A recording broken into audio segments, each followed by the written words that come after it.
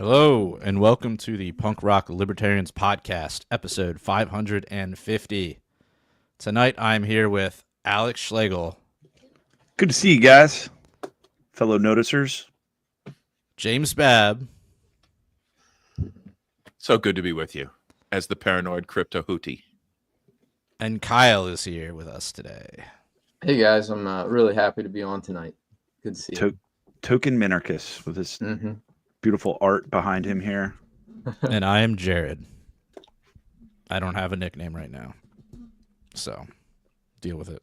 Yeah, I'm in a new location. I'm in the basement tonight. I have two young daughters, and I'm getting text messages when I'm on the show to keep my voice down, and that's at a normal voice. You know, I'm normally upstairs right by their bedroom, so I had the idea tonight that I would move to the basement and be able to be a little more animated on the show. I normally have to be very quiet, you know. So we're in for a treat tonight.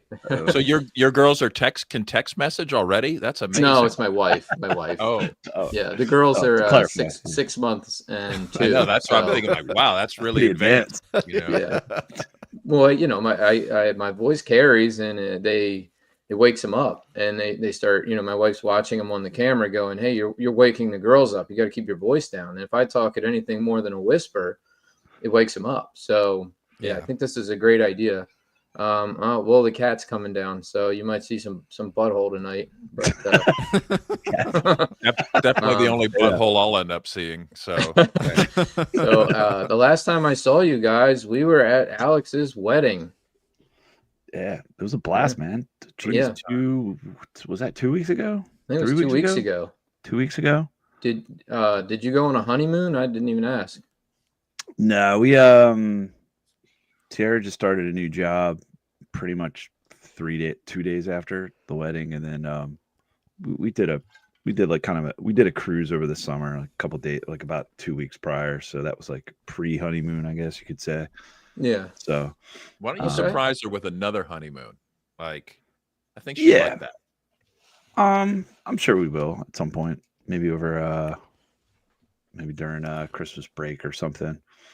Probably a little time off, or we definitely plan on doing something soon.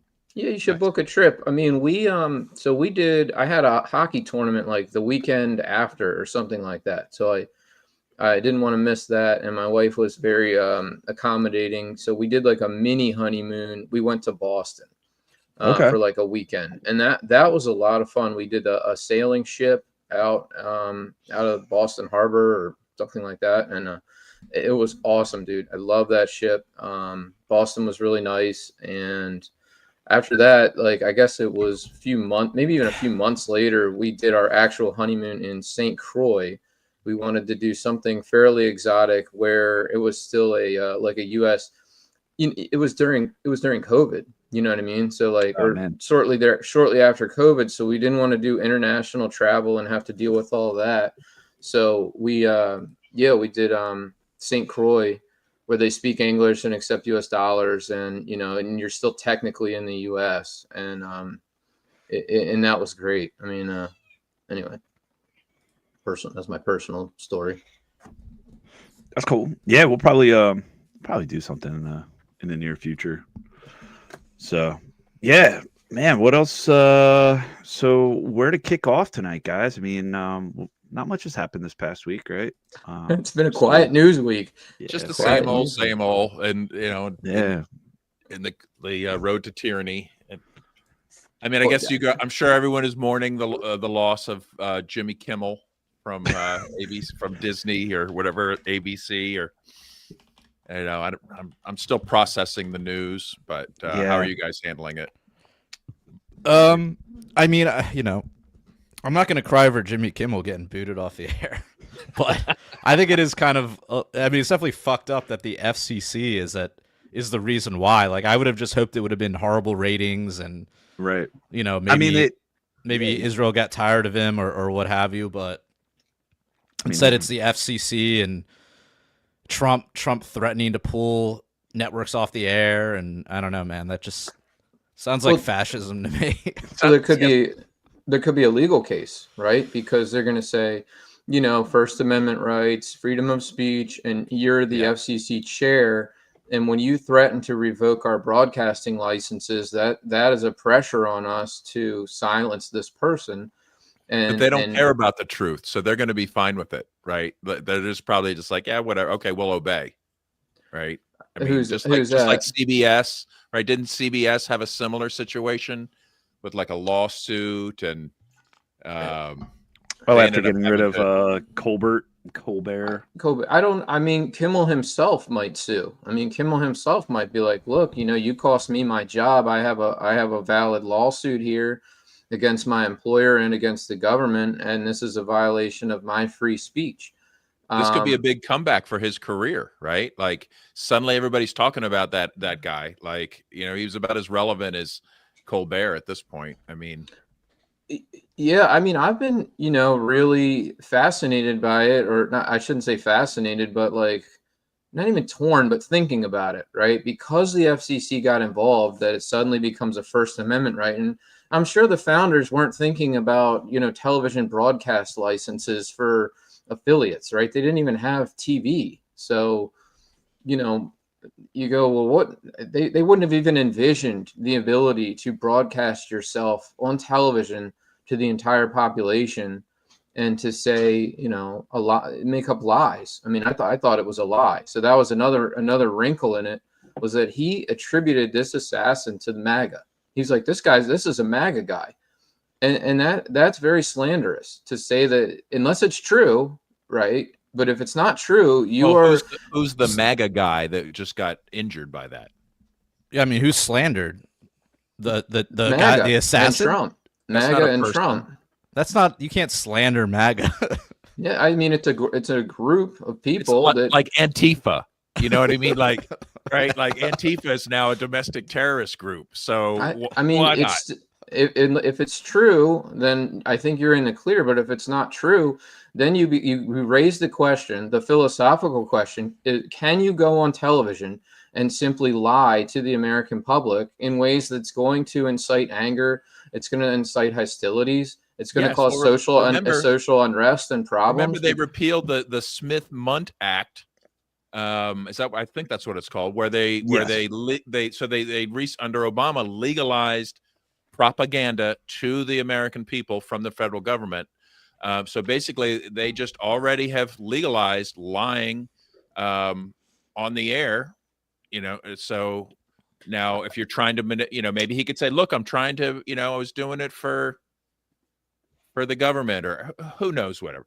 But let's face it, there's no First Amendment right that really exists in the country. It's just a concept that's kind of, it's quaint, like how I disagree, Babs. I disagree, because it's what people think, right? It's not really what's written on paper. It's what people believe. And you've got a lot of judges in the court system who they go, hey, I believe in the First Amendment. I'm sworn to uphold the Constitution. It's literally the very First Amendment. A lot of people don't read. I know you imagine these judges, but the judges that I'm more familiar with are the ones that have locked up my friends for passing out pamphlets on the sidewalk. Okay. They were totally fine with that. They love that shit. They love that shit. Not a single judge stepped forward. Not even Judge Gray would step forward to defend jury nullification pamphleteers. He's too busy. He's too busy working on his next musical. He doesn't have time for. You could be right. Let's look at some other cases. What's a Bitcoin transaction but an expression of zeros and ones? There's nothing that's just basic freedom of expression. For me to send you a series of numbers, suddenly that's an illegal money transmittal. Okay. Yeah, I was going to say it's a lot closer to a money transmittal than a form of speech. No, it is speech. It's absolutely speech includes spending money, expression. It's expression. Anybody that's works in this area knows it's not just things you say that count as freedom of expression. I think you're stretching the definition of the word speech there to say, I bought a pair of pants at Target, and that was how I expressed myself with speech. That's not speech. If I told you 12 words, would that be covered under the quote unquote freedom of speech? If I just told you a series of 12 words. Yeah, I think so. Okay. Well, what if they're seed words to a Bitcoin wallet? Well, no, probably not covered. You know. Well, it's this is my point. There is no freedom of speech. It's always cutouts for whenever it's inconvenient, and this is just another one of those cutouts. Like, it's only freedom of speech when it's like time for a parade or whatever, or it's time to have a drag show at the kids' library, right? Yeah. Like, what is acceptable, or what is society? You know what? Well, the whole thing about like yelling fire in a crowded room was actually, the funny thing about that was that they said that was allowed. That was actually the ruling, was that like you are allowed to do that. Like, was it really? Yeah, or something. It was like being used as a, like, it's not what we normally think of it as. I'll have to look up the exact. No, it is true, right? That's used as an excuse to censor, but it's not. Yeah, it wasn't, Let's originally. look up the docs on this. Let's see here. Give me a minute here. So I got the. So Just remember, this is the wrong. Where was your freedom? Doc. Where was this freedom of speech when people were getting shut down? When the government was instructing social media to block people to commenting on their vaccine injuries, right? Where was that freedom of speech? When you need it most, you don't get it. But right? the point, the side you're missing is who's in power, right? Who's in charge? And when it was, the left, they're going to support what the ruling party wants, and they wanted that the social media push to support vaccines. So the government and their court system supported that. You know what I mean? So now I think now that the victim is Jimmy Kimmel, a far left guy, I think there's going to be a lot of support for him within the circles of power, because they go, hey, this is our guy. Now we gotta step up and defend our guy. What's CNN saying about it? What's MSNBC saying about it? We're bringing back the man show. Damn it! No one's going to stop us. Well, I know liberals are in a fucking outrage right now. I mean, oh yeah, absolutely. Pocahontas was. I mean, they're going on like food strikes. They're like I got a bunch of. I'm in a group chat with some friends that are of that persuasion, and they're all like, I'm canceling my Disney Plus. I'm canceling my Hulu. I'm going to the No Kings March on Saturday. Yeah, it's really getting people riled up, man. The fact that people the fact that you have. It's like, yeah, where were you during the COVID times? Where were you when like people were getting? I mean, where were you when PRL got censored back in 2016 or whenever the hell it was? That's what I was trying to say. It's when it's one of them, there's going to be a fight. There's going to be resistance. Because this is what you get with statism. But if you believe that freedom of speech is an inherent human right, not bestowed by the government, then you realize that it's just a joke. Like, it's just a joke as far as being respected by the government. There's zero respect for freedom of expression. And this is just, I think it's neat that they're more out in the open with it now. They're now like, oh my God, you criticizing Israel? You're not allowed in the country. We didn't like your meme. Yeah. I mean, like, the whole idea of freedom of expression is kind of silly too, right? Because it's like, if you think of it from like a purely like a non-aggression principle stance, right? I mean, like, you're free to express yourself on your own property, right? Like, you're free to express yourself around people that want to be around you. Like, I can't just barge into your house and start yelling at you and then say, "Oh, this is like freedom of speech, bro." Like, yeah, or like all these, this idea of like the government granting it, like where, like in public spaces, like or it's just like all these, right? It's not granting it. All they can do is interfere with it, right? They either interfere with it or they don't interfere with it. And when you confiscate property in order that you have somewhere to express it, something, right? I don't. Or just like these goofies, like all these goofies in this wake of after this is Charlie Kirk assassination, and all these total like retards just going online and gloating about it. They're just awful human beings, and then being shocked, like, my employer let me go, and it's like, yeah, you're a registered nurse at a hospital wishing death on people. Like, not a good look for the hospital. Yeah, you got fucking fired. But people are clamoring like, I have freedom of speech. We're like the Secret Service agent. No, you don't.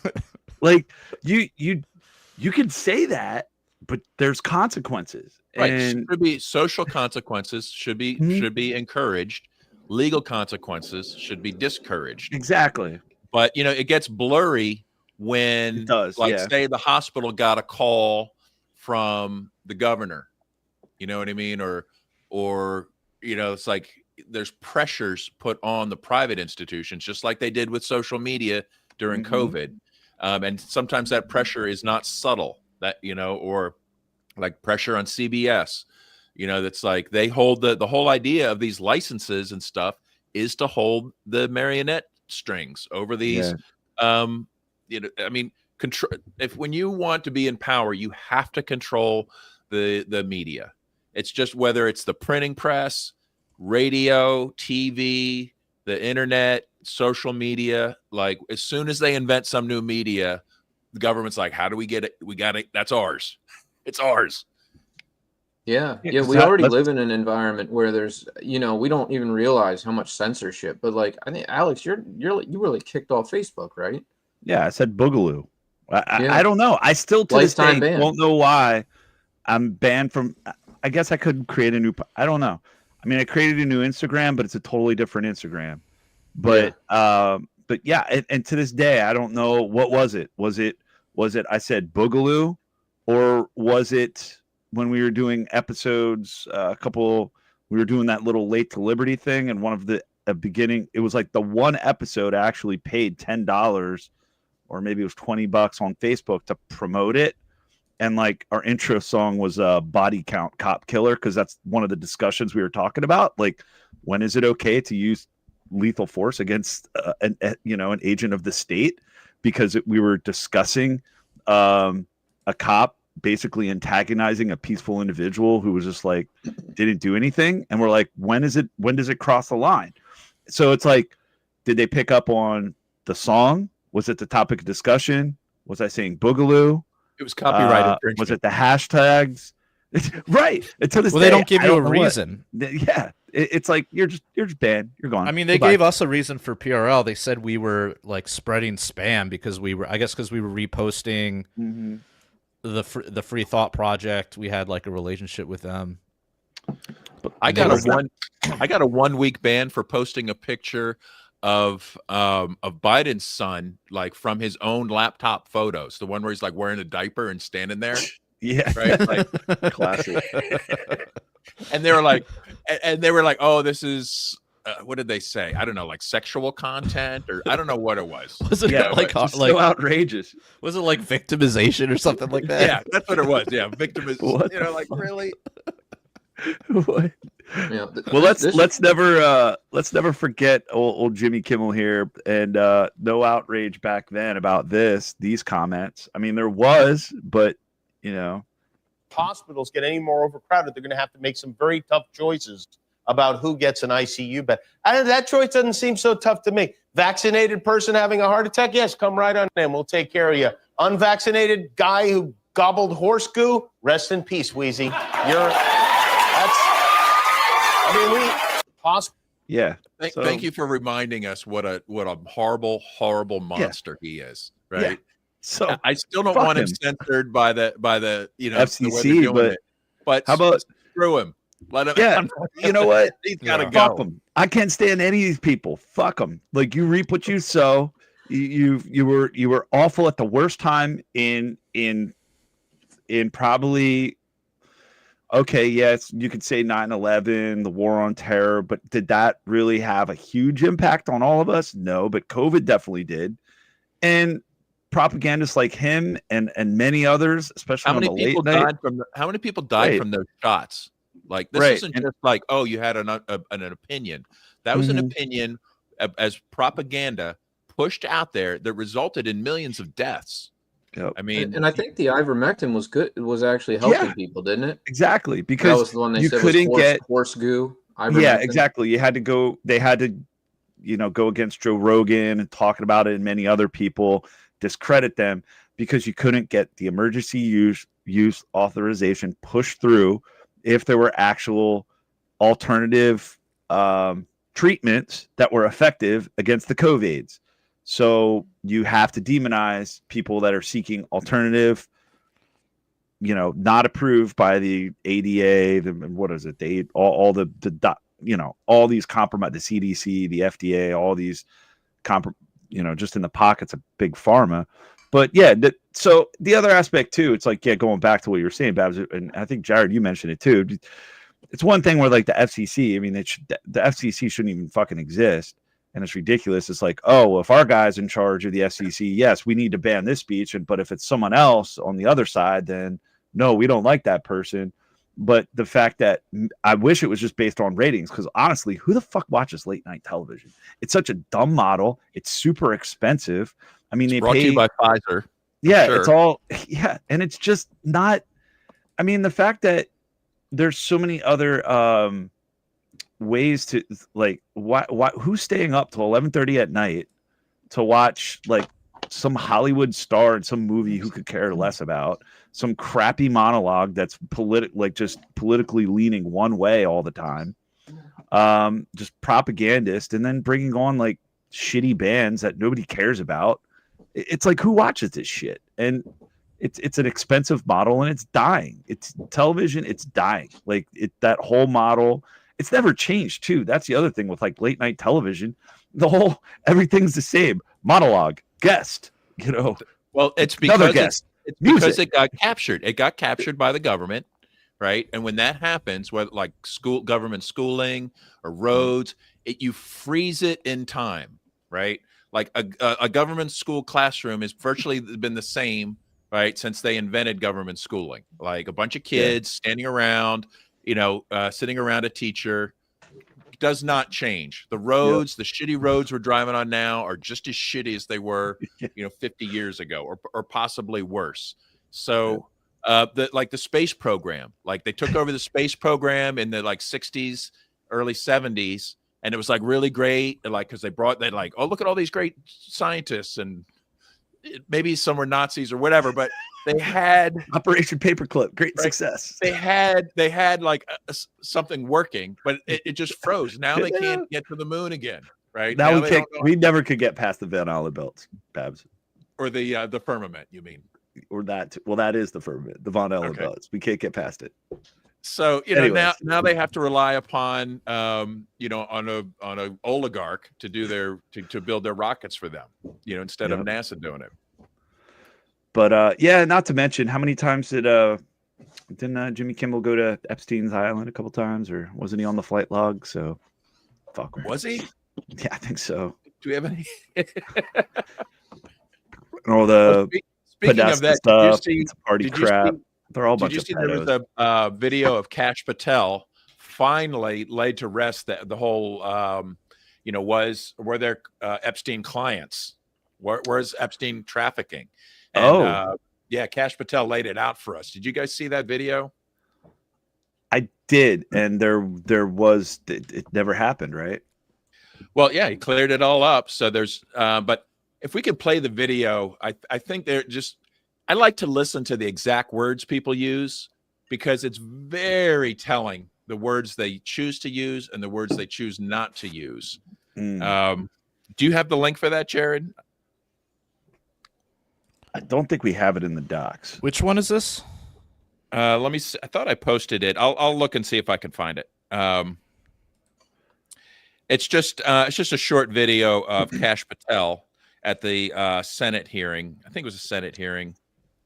But I'm sure we could trust this guy in investigating this assassination. I'm sure the FBI is doing a great job. I'm sure. I mean, the fact that they caught him in how many hours? Do you guys remember?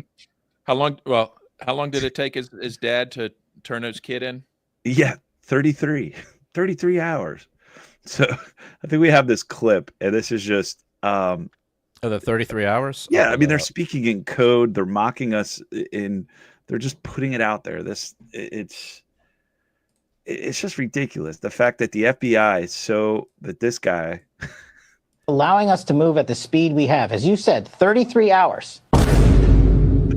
33 hours, Sean. This individual is apprehended. And on the night. Let me ask you. Because 33 hours. And I did mention Luigi Mangione, and I did mention the Sarnoff brothers and the Boston bombing. And I did talk about the Centennial Park bomber, Eric Rudolph, and Ted Kaczynski. 33 hours 2 hours after the video footage was enhanced and released, the suspect's father turned him in. And you got criticized for doing that. And I'm having a hard time understanding what people's expectations are. Sean, my expectation is deliver to the mission and the resources the men and women of the FBI need and to produce. And that's what we did here. When you're talking about things like going out to a crime scene, that's how you investigate that matter properly. And when you're talking about why did it take 33 hours, all of that is being triaged by the FBI because that's what we do. And the resources that the Attorney General has dedicated to this mission is allowing us to move at the speed we have. As you said, 33 hours. The speed of science. Yeah. This whole thing, man. Oh, how about I posted the Cash video link there. How about there's also one of Cash where he was talking about the note left behind by the shooter. Did you catch this? They don't actually have the note that was destroyed, but through their great FBI skills, they were able to still know what was in the note, even though they don't have the note. This is some of the most crazy ass like explanation that you can.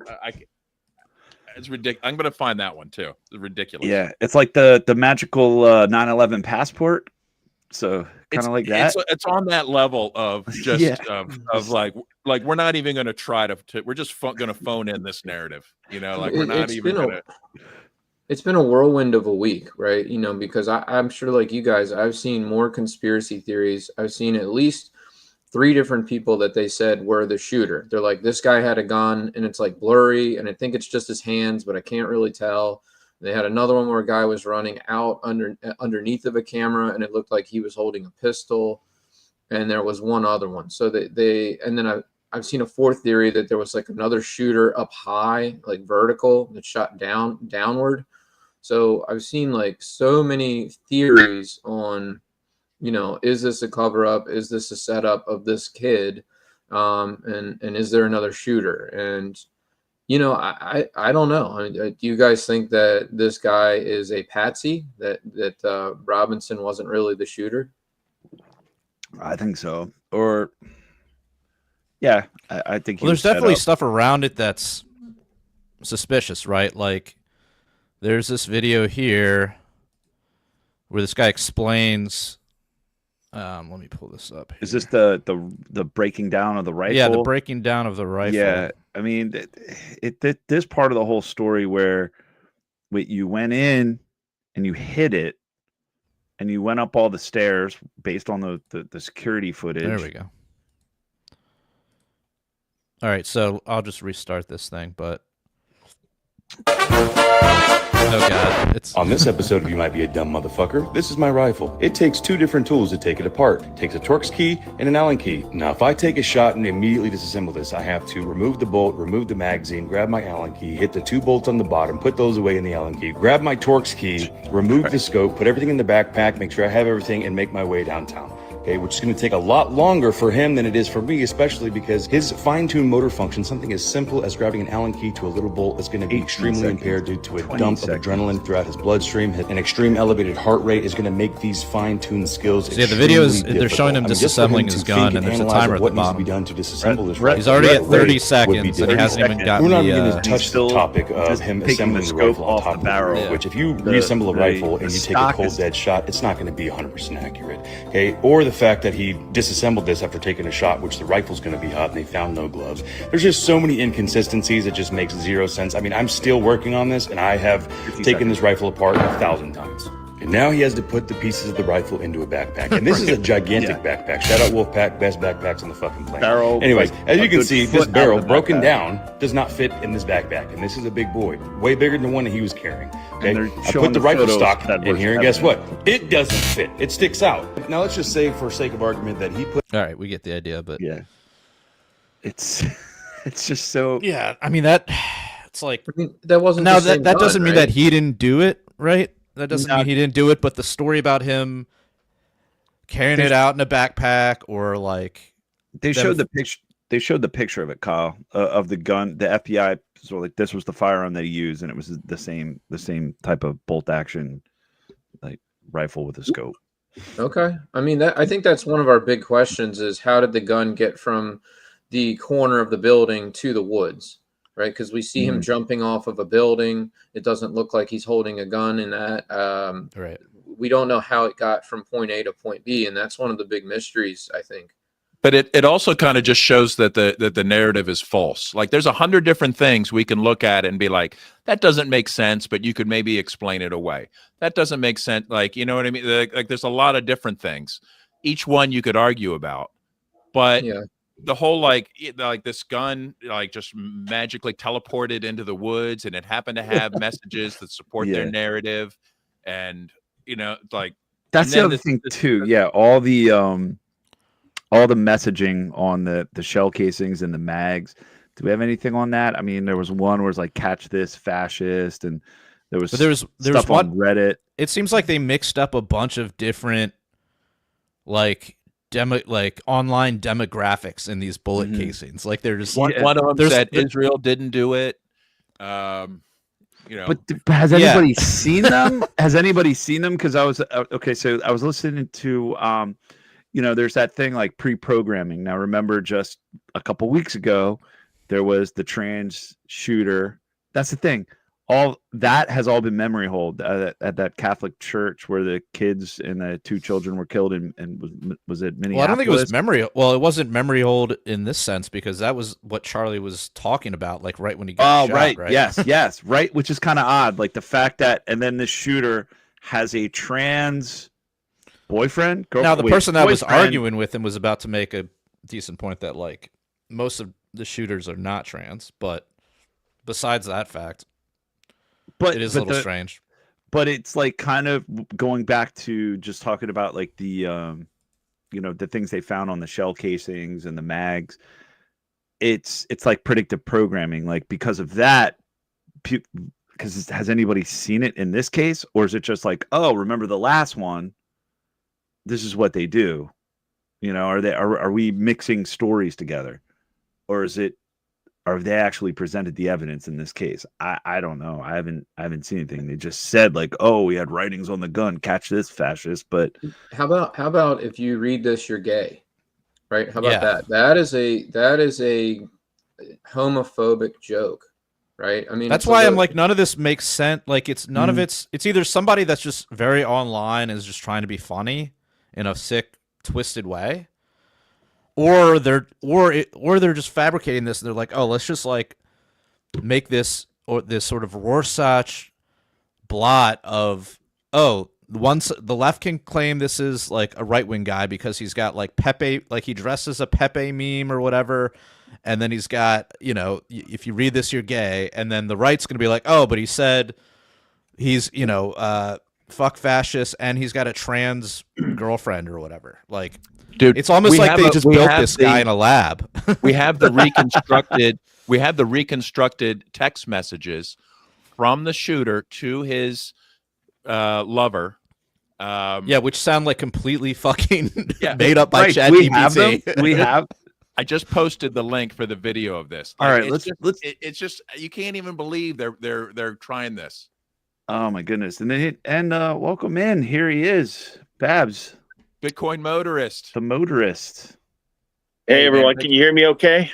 Yeah, thanks for joining us. I know you're on a busy schedule. Thank you. I'm so sorry, guys. I am like in the middle of 100 things, but I'm sorry. I'm not really dressed for the occasion. My apologies for the way I look. It's all good, to be on a highbrow, respected podcast like Punk Rock Libertarian. How dare you?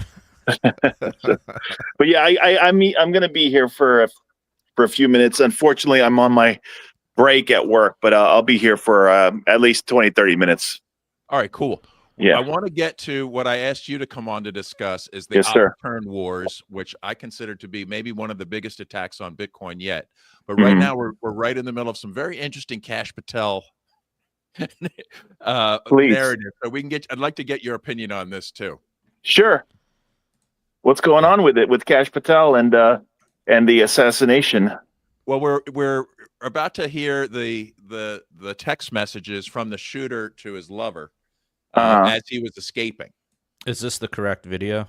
I think so. By the way, I saw, but real quick before you play that video, I saw the video of the assassin escaping on the rooftop, and it was before the guy was caught. But I was like, this guy's an idiot. I was just looking at the way he was escaping and the way he was jumping down from the roof. I was like, what is he doing? I was like, all right, but yeah, sorry, go ahead, play the clip. My bad. He was able to handle a sloped roof though, which is it's evidently pretty hard. Yeah. Did he write a written note before the assassination attempt? That's what the governor said yesterday. And what did that say? If you could. So what I'm able to say. What I'm able to say. So what I'm able to say is I addressed it partially earlier. Is that the written note we believe did exist, and we have evidence to show what was in that note, which is and I'm going to summarize, basically saying the suspect wrote a note saying I have the opportunity to take out Charlie Kirk and I'm going to take it. That note was written before the shooting. Evidence of its existence, we now have learned, existed before the shooting, was in the location in the suspect and partner's home. But we have since learned that the note, even though it has been destroyed, we have found forensic evidence of the note, and we have confirmed what that note says because of our aggressive interview posture at the aggressive FBI. interview posture. Did he write a written note before the assassination attempt? That's what the governor said yesterday. And what did that we're say? back, If you back what to I'm the able beginning, but okay. Wait, I thought this was going to be the interview note. posture. Okay, that's how they were able to reconstruct a note, and in this note, So they tortured the trans girlfriend into like divulging the contents of the note, and then ran that through ChatGPT a few times. Out of her? I have a theory. Go for it. So the note was obviously written before, because based on what we know, when he texted the roommate or girlfriend, whatever you want to call they said, I left a note under the keyboard or whatever. So to reconstruct a destroyed note, there's a couple of ways you could do that. So if you write it on a notepad, let's say it's a sticky notepad, and you write the note and then you tear off the top and then you put it down and then you put that notepad aside. Even if the original note is destroyed, you could still recover what was written on it by kind of like doing like a trace, not a tracing, but like running a pencil over it. You could still see what was written on there. I'm 99% sure that's what they're talking about. They just asked the roommate, what happened is, did he leave a note? And it's like, yeah, he left a note, but I destroyed it. And then it's like, okay, but I guess that's what they mean. By the way, Kash Patel also sounds like an idiot, just FYI. But I love his language. See, his language is very careful. I'm allowed to say, right? Like, I'm allowed to say, just like when he was questioned with we have another Kash Patel video where he's explaining how there was nothing in the Epstein files, right? And he says he's used very careful language about in the case file. Like, we don't have evidence that he was trafficking to any individuals in the case file. Right? Like, these very specific words that, like, obviously somebody went into the case file and pulled that part out. Right? And now he can say that honestly. Right? Yeah, and I think there's something too that I'm not a huge conspiracy guy, which means I'm like not in you guys' group, but absolutely I'm not the either, language that he used was very specific. There's nothing in here in the case file. It reminds me of when they were trying to say, you guys you guys know about the Karen Reed case, right? Like the people who were trying to say, oh, they're saying that we were all involved in a conspiracy together. That makes no sense. I'm like, the way they would deny it. They're like, so you guys weren't all involved. It was just a couple of you who were involved in the conspiracy, but you guys weren't all privy to it. So I'm like, the way people defend themselves, the specific words they use is very telling. Absolutely. And once you learn to sort of decode what they say, and it's like you the headlines and the quotes from these things are often far different. When you omit a few little qualifying words. I've got. So hold on, I'm a little confused because there's I don't know what this note we're talking about is, because what I saw was a conversation back and forth between him and his significant other. Right. Well, that's not a note that they were able to reconstruct through aggressive. No, the conversation. I'm in an elevator, so I may lose you. The conversation was different. It was the text message back and forth. Then he said, "Go look Oh no, we'll never know what he did warn us. He did warn us. Yeah, it was like back and forth, but that's what I'm talking about. That conversation that was back and forth just sounded completely weird. Like no one talks like this. No one talks like this. It sounded fabricated, right? Well, let's read some of the things that he said. Just, to me, this is like passports in the rubble type of he says stuff like, "I'm okay, my love, but I'm stuck in Orem for a little while longer. Shouldn't be long until I can come home, but I got to grab my rifle still. To be honest, I had hoped to keep this secret till I died of old age. I'm sorry to involve you. You weren't the one who did it, right? I am. I'm sorry. I thought they caught the person. No, they grabbed some crazy old dude, then interrogated someone in similar clothing. This is so he's getting away. He's running away from the cops, and he's texting these long sentences. But he also rifle from the. But how would you know after? But most of that side of town got locked down. It's quiet, almost enough to get out, but there's one vehicle linked. And get the fuck out of here! It's like literally, he's going to type out these long confessions. Right? Yeah, you're on the run. You're on the run, right? How the fuck would you know about that crazy guy Zinn, who, I don't know, just was like, shoot me, arrest me, I shot. How would you know about that if you were running and you're on the run? Exactly. This is the thing that one thing that stood out to me was he said like my old man. Like that's kind of like antiquated slang for your dad. I don't think this new generation like would call their dad my old man. A 22-year-old. Like maybe it's come back or something, but like I don't. Man, I mean, in Utah maybe like that's kind of a country thing. You think so? I could see that. If I am able to grab my rifle unseen, I will have left no evidence. Going to attempt to retrieve it again. Hopefully they, like that's what I'm saying. It's like really his gun. It's like, hey, really. It's like, hey, Chat GPT, write me a conversation between confession. Have you seen the fake one the one they're making fun of that just got put out? It's like a screenshot of the video. It says, "Hello, roommate and lover. It is I, Tyler James Robinson." And he goes, "Hello, Tyler James Robinson. As a reminder, my pronouns are she, they. You are never going to believe what I did. I was the one who killed Charlie Kirk." That would be more believable. I mean, dude, honestly, yeah. I'm like, yeah, this guy's just a weirdo, man. He's just a weirdo that like teleported from the 18th century or something. It is I wasn't even really that suspicious until I saw the text messages, and then I was like, wait a minute, this is really weird. Like, don't we deserve at least a little bit better narrative than this? Like, they're not even trying anymore. That's why, like, dude, if they ever release the so-called the so-called Epstein files, it's gonna be something like this. It's just gonna be a bunch of made-up fucking names that no one's ever heard of.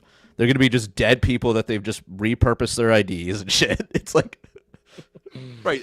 They have like the Epstein. But it'll be weird shit. It'll be like Harry Longbottom, like who the fuck? Or it'll be like they'll refer to the Epstein files as like a proper name, and that's this file cabinet. But then on this room over here, we have all the pedophile videos, right? But that's not in the Epstein files. Right. It's just what's this video? Speaking of Epstein files, there's another Cash Patel is just the Cash deserves to be just laughed at continuously. Oh, here we go. Being such either just, and I almost feel like he's like being like he wants to like tell you that he's being coerced, like there's a gun in the back of his head. Yeah, like blinking twice, like help. He's like trying to blink while he's talking, like, yeah. Like, let's watch this thing here. Oh yeah, sorry, go ahead. Who, if anyone, did Epstein traffic these young women to besides himself? Himself. There is no credible information. No credible information. If there were, I would bring the case yesterday that he trafficked to other indiviindividuals. And the information we have, again, is limited. So the answer is no one? My information is for limited. The information that we have. In the files. Mossad have very specific. So Why he doesn't he have trafficked to no one. all the information. He's in charge of the frickin' FBI. Can you traffic? Can you traffic to no one? Is that possible? Yeah. And then why is this accomplice? Can you traffic to yourself? Like, I guess. But then why is Ghislaine in prison? We have Who was she trafficking? Credible evidence that he trafficked to individuals. You know, like corporations, like corporations are shell companies, like does the British royalty count as an individual or right? Does the Lockheed Martin Christmas party? Is that? I just saw something about his bank accounts. You know, they were looking for like 1.5 billion in cash that kind of disappeared after Epstein died. You know, and I think Massey was spearheading something to subpoena the head of 4 different major banks to try to find out where his money went. Did you guys hear that? Virgin Islands, like he's already, good luck. I did, Kyle, but yeah, who knows? That's probably Massey's public enemy number 1 in the. We all know that they're not going to do anything about it. You know, we know that no one in power is going to face any kind of consequences for this, and that the Mossad blackmailers will not be slowed down one bit by any of this discussion. Yeah, that's probably correct. I think that's the trend that we're heading toward, right?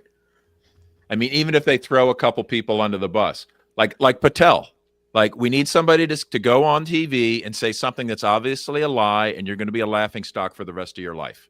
You know, and he's like, okay, that's my job. I mean, it shows you how hard it is to pin down those with that kind of power. You know, it's really hard.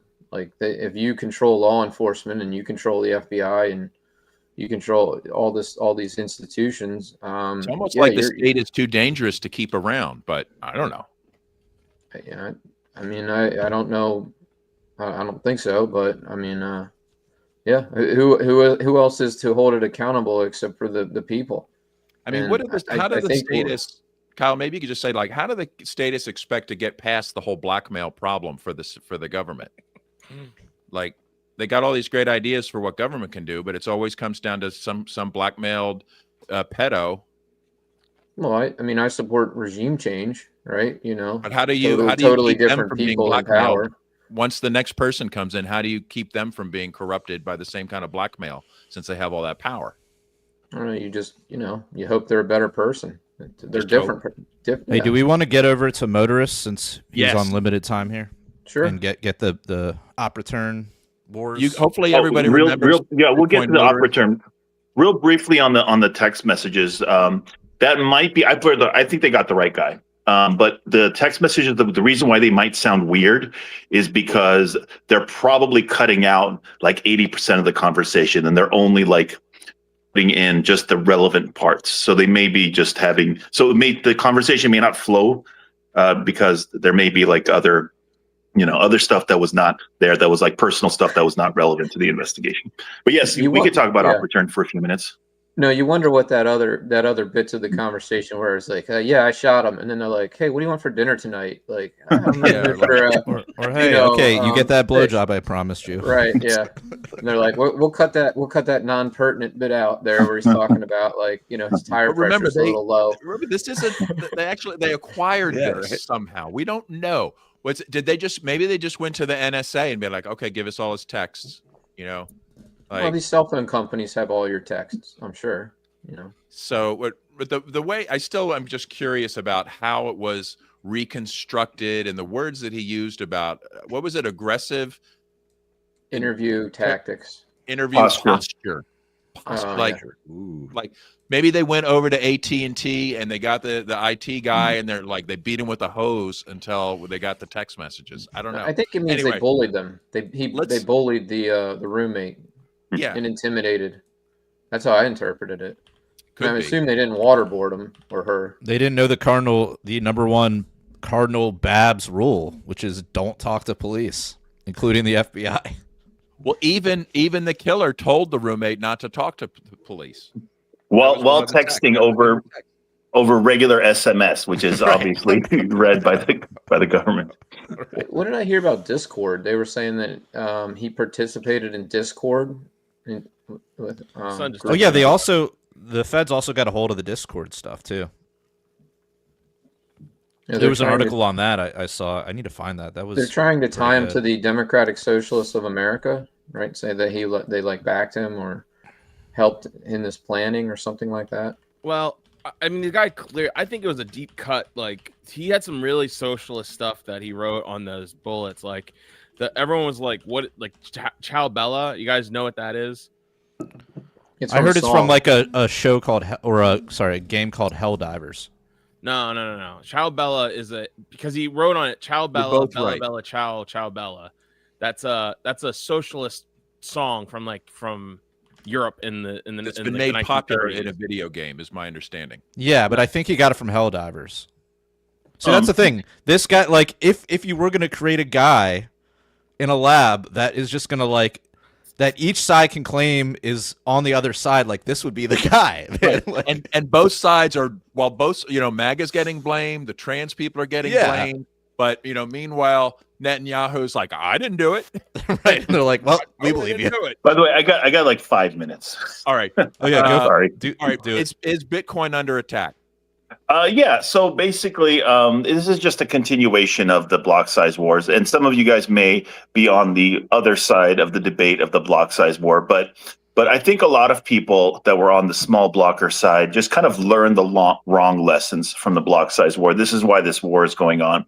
Basically, in the block size war, for the most part, there was some slight exceptions, but for the most part, core developers were on the right side of the issue in that case. And I think some people just kind of took the wrong lesson, like just always do whatever core says. And even on the big blocker side, on the opposite side of the war, people like Roger Ver were saying, well, the only reason you guys are arguing for small blocks is because you guys are doing an appeal to authority, and you're just doing it because you're just following what core is saying. You're not thinking for yourselves, which was not true. That's not what I think the small blockers were doing. I think the small blockers were listening to the arguments of both sides and kind of trying to reason through them and see which ones made sense.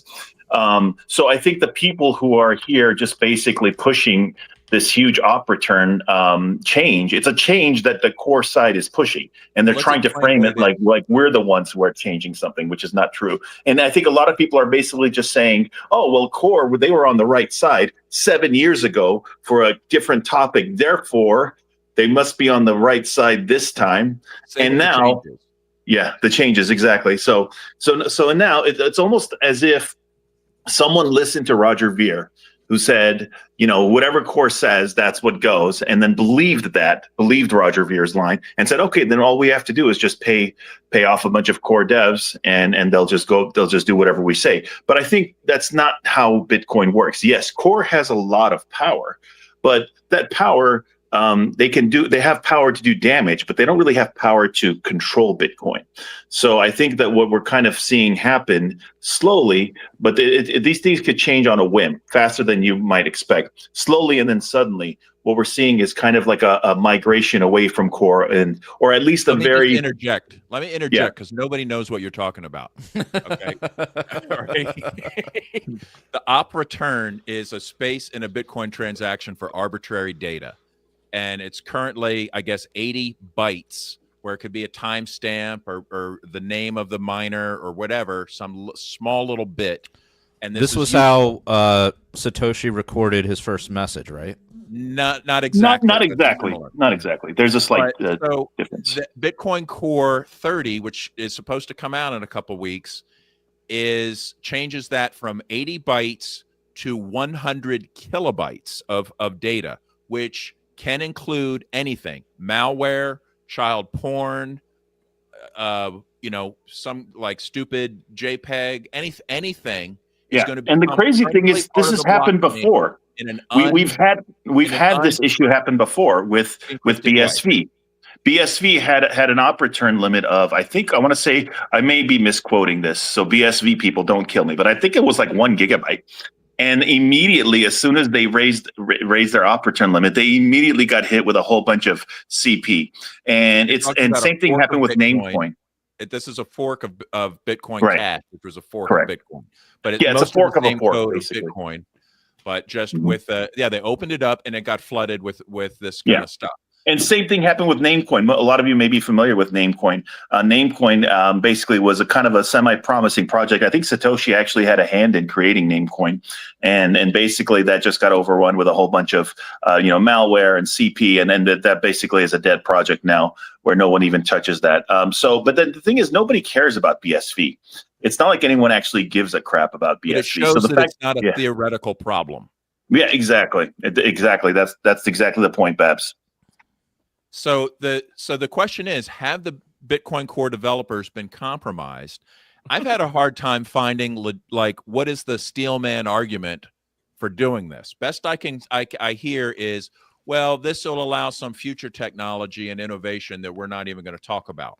Okay, all right, maybe, but considering the threat, and then they say, well, don't even worry about it because of economic arguments for spammers. They've got other ways they can do this, or it's going to cost them too much, and the pricing will keep them out, et cetera, et cetera. And they try to make these economic arguments as to why it won't be abused. I don't feel that. I have heard nothing from these people about going, look, what happens? Remember, like Bitcoin is the enemy of the state.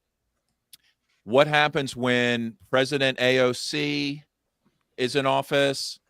Commerce Secretary Elizabeth Warren, right? They're like, it doesn't matter. Bitcoin has already won. It's like this magical thinking. People are confusing slogans that Bitcoiners say, like Bitcoin is magic internet money, or everything is good for Bitcoin, or Bitcoin has already won. These are slogans, and it's fine to say them as long as you don't take these slogans, these marketing slogans, as fact. A lot of people do actually believe that Bitcoin works by magic. It doesn't work by magic.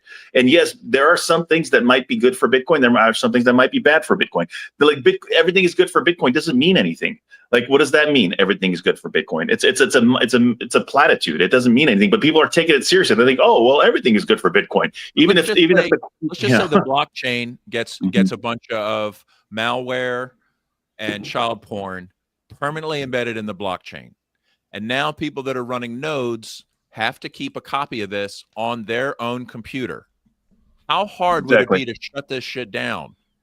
And to create major problems for everyone running a node, forcing people to stop running nodes, or maybe, and then it might cause a fork later where they're like, oh no, we have to do a hard fork on Bitcoin to undo this pollution in the blockchain, which is a nightmare.